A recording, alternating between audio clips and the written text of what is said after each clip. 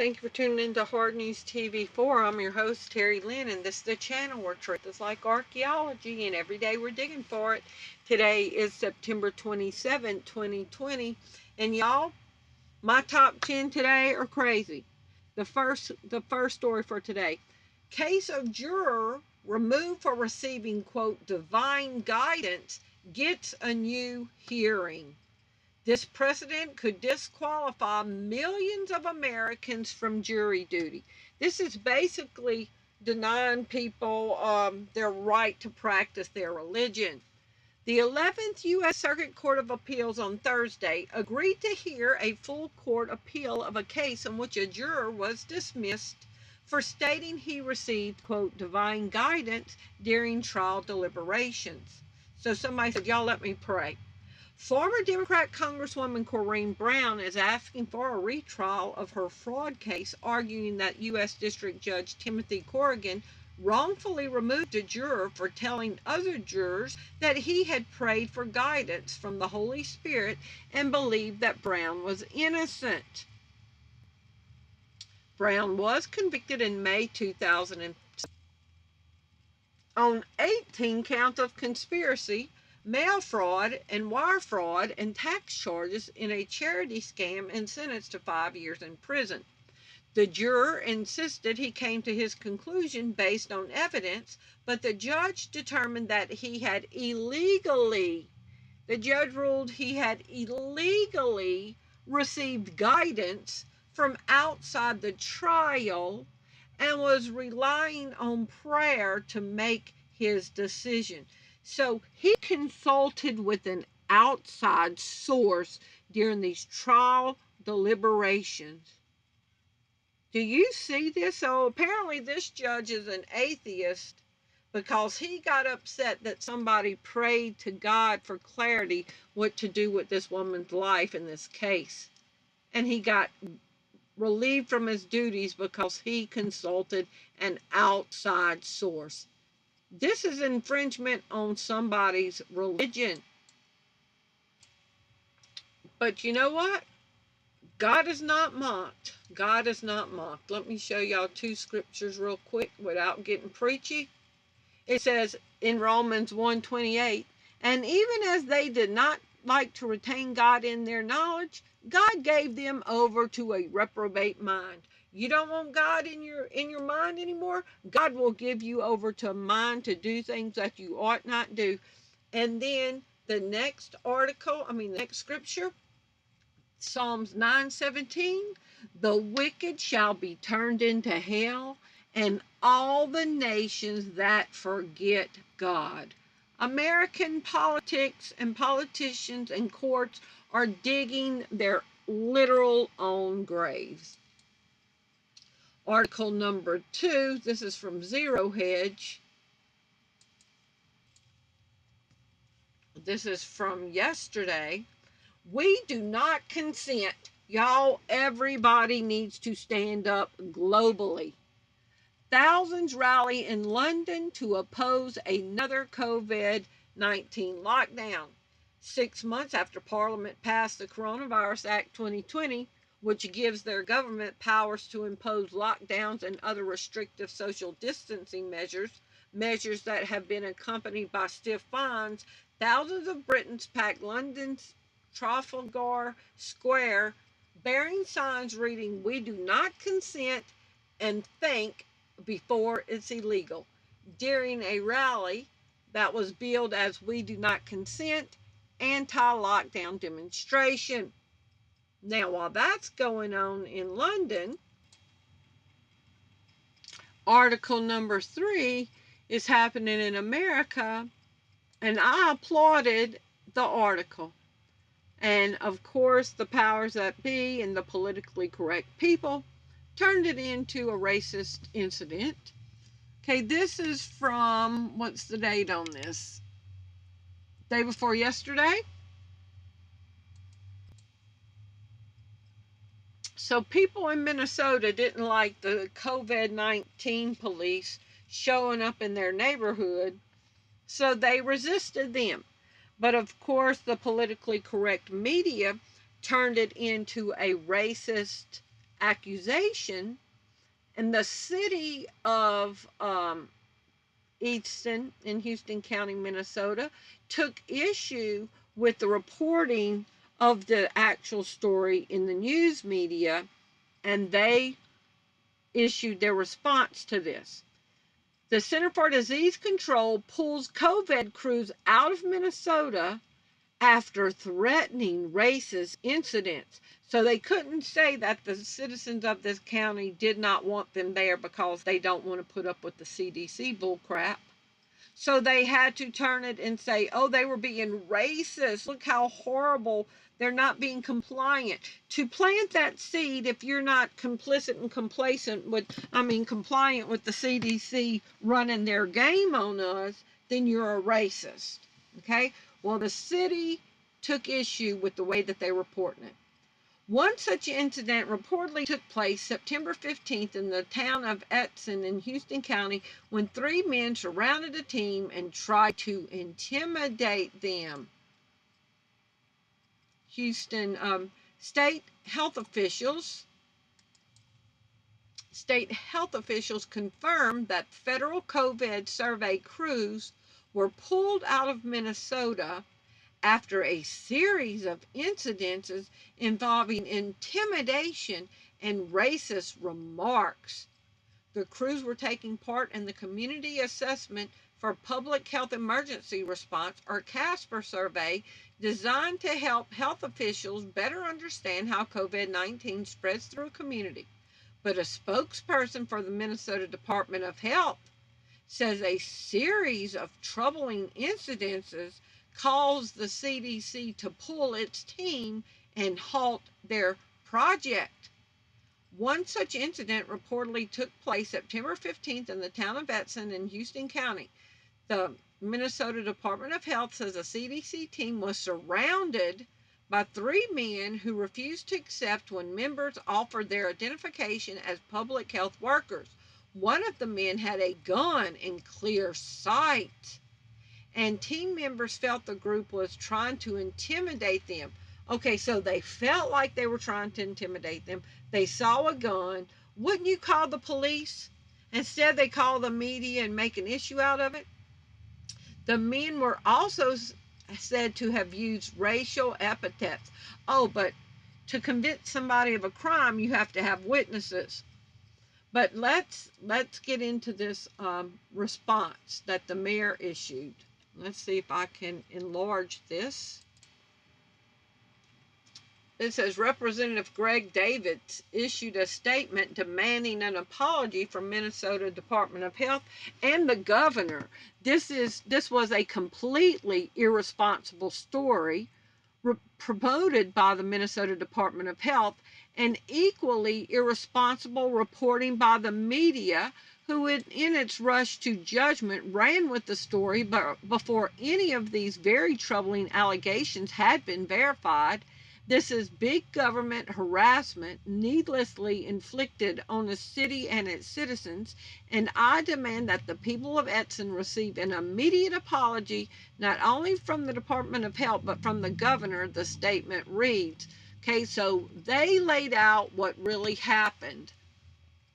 The city of Edson in no way supports racism or violence. We are shocked by the allegations made in the news reports released today, and saddened to hear that our city is being slandered.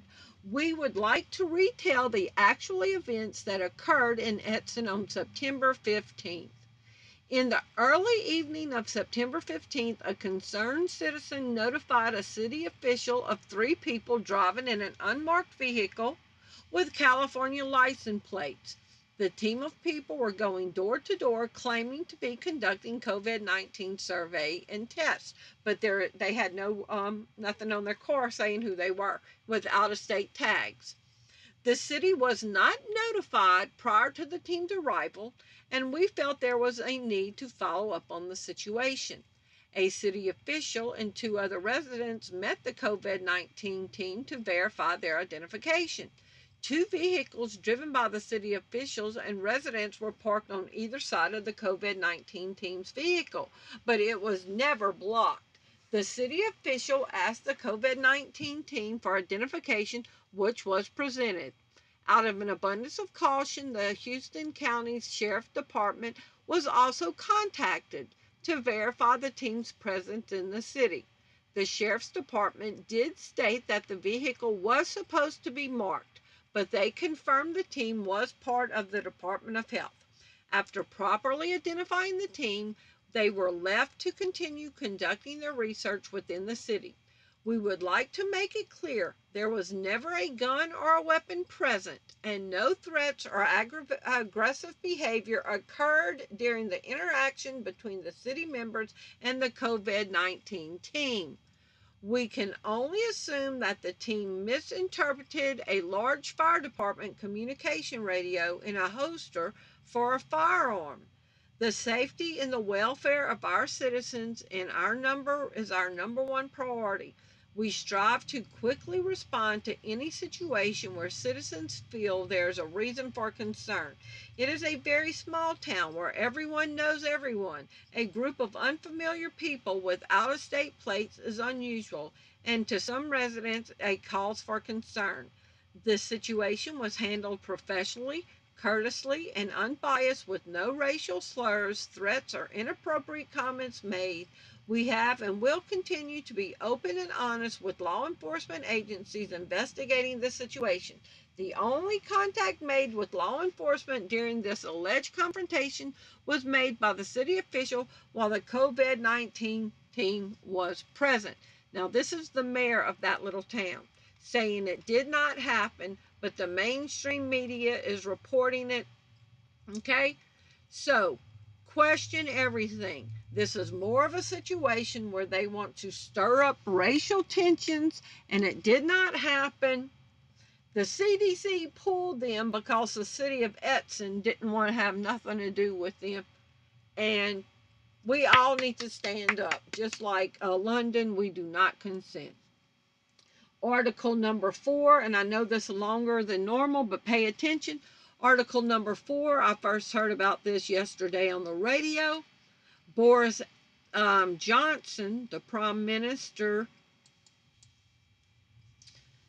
of Britain, was talking at the UN day before yesterday, and I'll tell you what I heard on the radio, then we'll read this. That he said that the global response to COVID with the 193 member nations of the UN need to come together and bring up a plan on how to globally be in one consensus mindset on how to respond to the coronavirus, that there needs to be a unified global response and not a patchwork global response. 5:30, British Prime Minister Boris Johnson will tell the UN General Assembly that the coronavirus pandemic has frayed the bonds between nations and will urge world leaders to unite against the common foe of COVID-19. Johnson's office said he will use his speech on Saturday to say that 9 months into the pandemic, the very notion of the international community looks tattered. The Prime Minister's 10 Downing Street office says Johnson will call for countries to share more data on disease outbreaks to stop the slapping export controls on essential goods as part of efforts to prevent further pandemics. Okay, article number 5. So we could have a UN response to this. German minister admits that lockdowns will kill more people than the COVID-19 does. Germany's Minister of Economic Cooperation and Development, Gerd Muller, has warned that lockdown measures throughout the globe will end up killing more people than the COVID itself. In an interview with a German newspaper, he warned that the response to the global pandemic has resulted in one of the biggest hunger and poverty crises in history. Now I'm going to speed it up some because we're at 14 minutes. Article number 6, shoot on sight.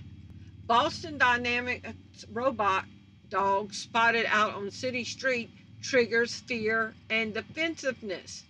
A video of Boston Dynamics Spot robot dog apparently wandered a city street on its own has struck terror in the hearts of social media users, though some defended the bot, pointing out humans can hurt each other without help.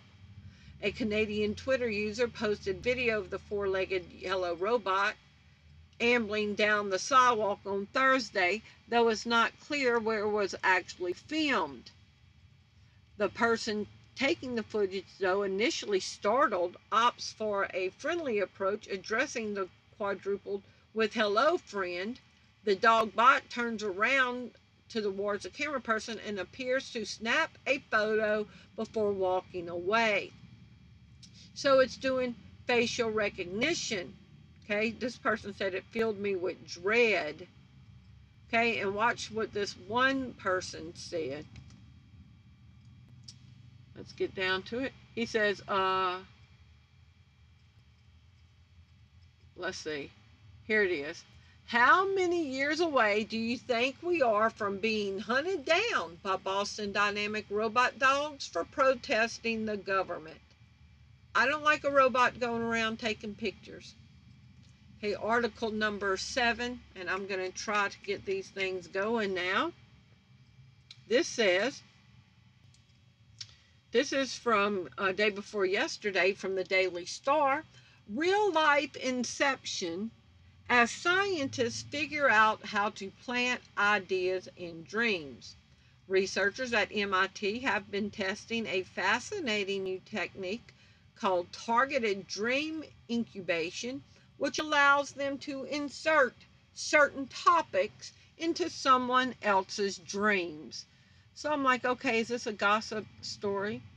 Okay, so I went and looked up MIT, putting dreams in people's heads. I went straight to MIT. See at the top, media.mit.edu, projects, sleep creativity, Dermio. Okay, so let's just scroll down. It may sound like the plot of Inception, but scientists have figured out how to plant ideas into other people's dreams. That's that other Tom Cruise movie, Vanilla Sky. Now, let's get into this.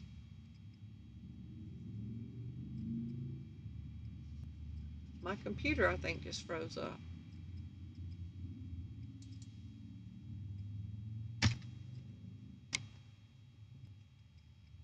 Okay, let's see. Okay, y'all, I'm sorry. My computer keeps freaking out. I'm sorry for the delay in my recording. Says the Dormio sleep tracker was used in conjunction with an app to manipulate the participants' dreams. So there's the name of their project. Okay, and I can't believe the Daily Star is the one that picked up this article. This is big. Okay, Dormio interfacing with dreams.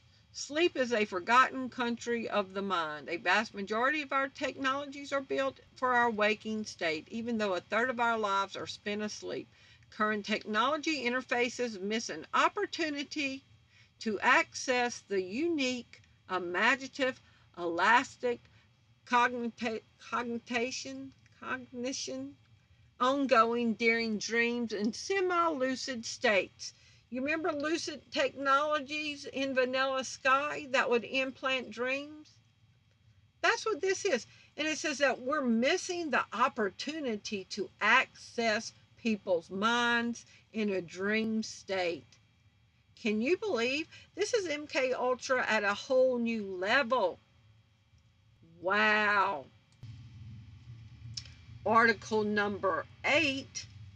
Tiger Stadium in Baton Rouge, Louisiana goes cashless. Here's how you can too. So this was before the game yesterday. This was on the 25th, so this was Friday.